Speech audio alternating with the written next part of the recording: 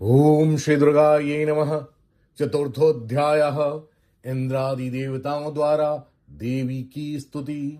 आइए पहले ध्यान करते हैं। सिद्धि की इच्छा रखने वाले पुरुष जिनकी सेवा करते हैं तथा देवता जिन्हें सब ओर से घेरे रहते हैं, उन जया नाम वाली दुर्गा देवी का ध्यान करें।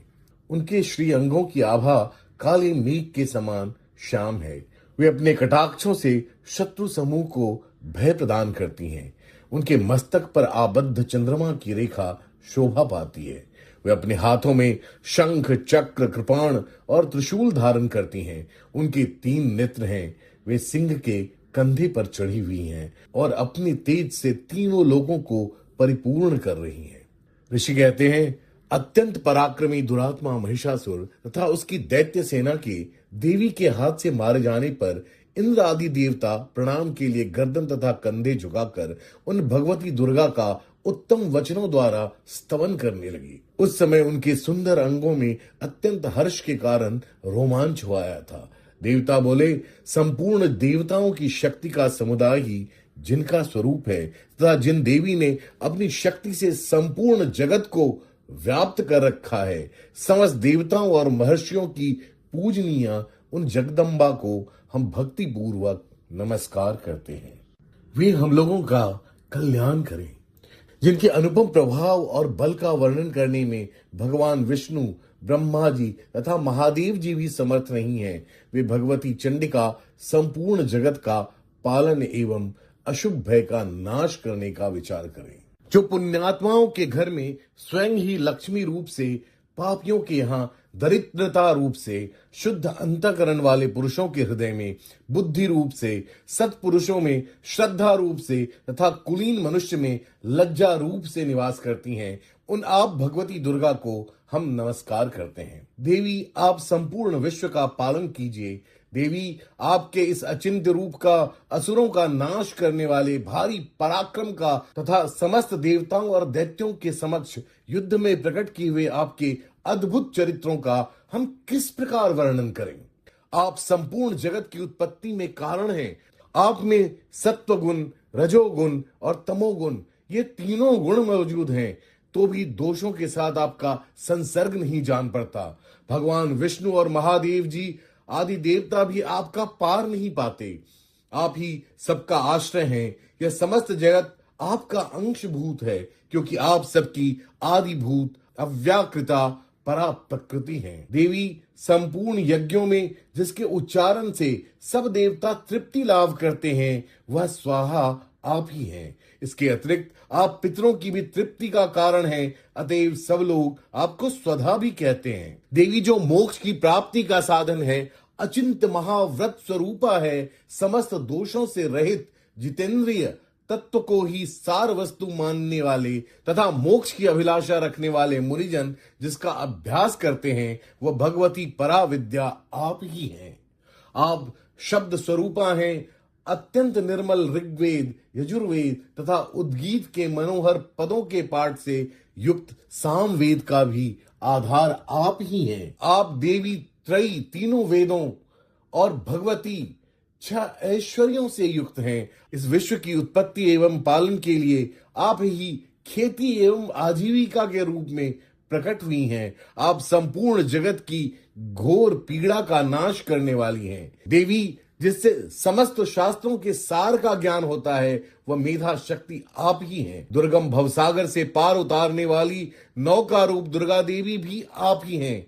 आपकी कहीं भी आसक्ति नहीं है। कैटभ के शत्रु भगवान विष्णु के वक्षस्थल में एकमात्र निवास करने वाली भगवती लक्ष्मी तथा भगवान चंद्रशेखर द्वारा सम्मानित गौरी देवी भी आप ही हैं।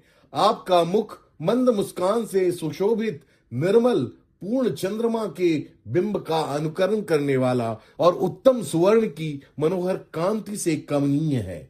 तो भी उसे देखकर महिषासुर को क्रोध हुआ और सहसा उसने उस पर प्रहार कर दिया। यह बड़े आश्चर्य की बात है।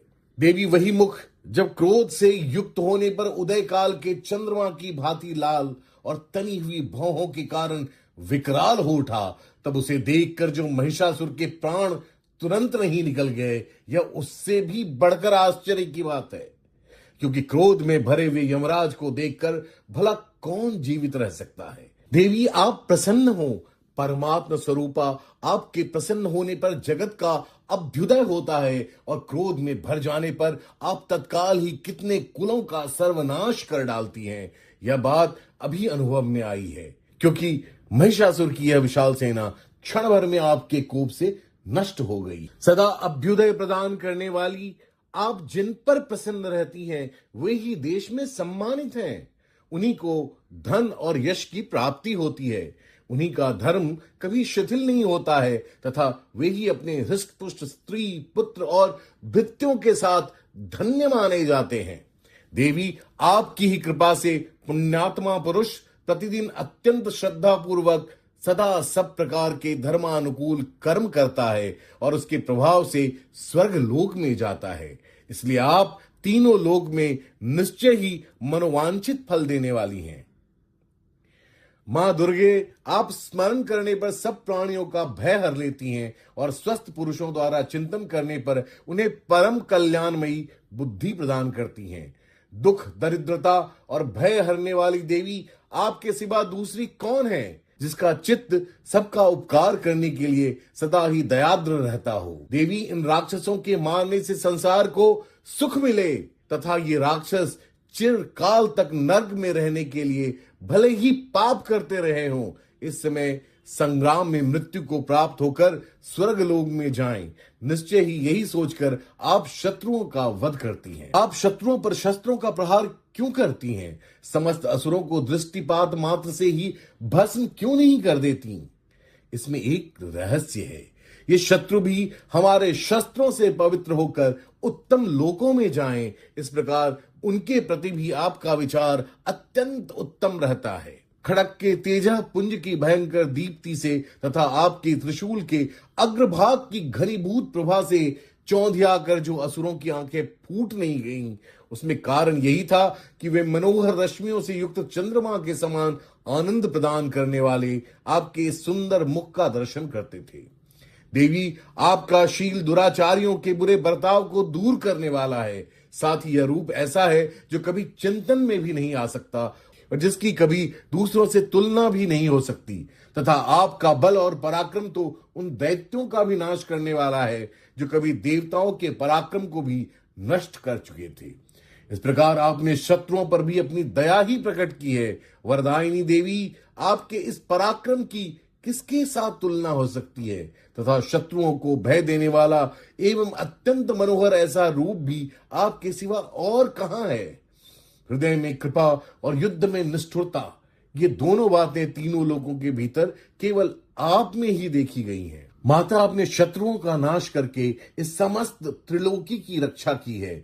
उन शत्रुओं को भी युद्ध भूमि में मारकर स्वर्ग लोक में पहुंचाया है तथा उन्मत्त दैत्यों से प्राप्त होने वाले हम लोगों के भय को भी दूर कर दिया है। आपको हमारा नमस्कार है। देवी, आप शूल से हमारी रक्षा करें। अंबिके, आप खड़क से भी हमारी रक्षा करें तथा घंटा की ध्वनि और धनुष की टंकार से भी हम लोगों की रक्षा करें। चंडिके, पूर्व, पश्चिम और दक्षिण दिशा में आप हमारी रक्षा करें तथा ईश्वरी, अपने त्रिशूल को घुमाकर आप उत्तर दिशा में भी हमारी रक्षा करें। तीनों लोकों में आपके जो परम सुंदर एवं अत्यंत भयंकर रूप विचरते रहते हैं, उनके द्वारा भी आप हमारी तथा इस भूलोक की रक्षा करें। अंबिके, आपके कर पल्लवों में शोभा पाने वाले खड़ग, शूल और गदा आदि जो जो अस्त्र हों, उन सब के द्वारा आप सब ओर से हम लोगों की रक्षा करें। ऋषि कहते हैं, इस प्रकार जब देवताओं ने जगन माता दुर्गा की स्तुति की और नंदनवन के दिव्य पुष्पों तथा गंध चंदन आदि के द्वारा उनका पूजन किया, फिर सबने मिलकर जब भक्ति पूर्वक दिव्य धूपों की सुगंध निवेदन की, तब देवी ने प्रसन्न वदन होकर प्रणाम करते हुए सब देवताओं से कहा। देवी बोली, देवताओं, तुम सब लोग मुझसे जिस वस्तु की अभिलाषा रखते हो उसे मांगो। देवता बोले, भगवती ने हमारी सब इच्छा पूर्ण कर दी, अब कुछ भी बाकी नहीं है, क्योंकि हमारा यह शत्रु महिषासुर मारा गया। महेश्वरी, इतने पर भी यदि आप हमें और वर देना चाहती हैं, तो हम जब जब आपका स्मरण करें तब तब आप दर्शन देकर हम लोगों के महान संकट दूर कर दिया करें। तथा प्रसन्न मुखी अंबिके, जो मनुष्य इन स्तोत्रों द्वारा आपकी स्तुति करे, उसे वित्त, समृद्धि और वैभव देने के साथ ही उसकी धन और स्त्री आदि संपत्ति को भी बढ़ाने के लिए आप सदा हम पर प्रसन्न रहें। ऋषि कहते हैं, राजन, देवताओं ने जब अपनी तथा जगत के कल्याण के लिए भद्रकाली देवी को इस प्रकार प्रसन्न किया, तब वे तथास्तु कहकर वहीं अंतर्धान हो गई। भूपाल, इस प्रकार पूर्व काल में तीनों लोगों का हित चाहने वाली देवी जिस प्रकार देवताओं के शरीर से प्रकट हुई थी, वह सब कथा मैंने कह सुनाई।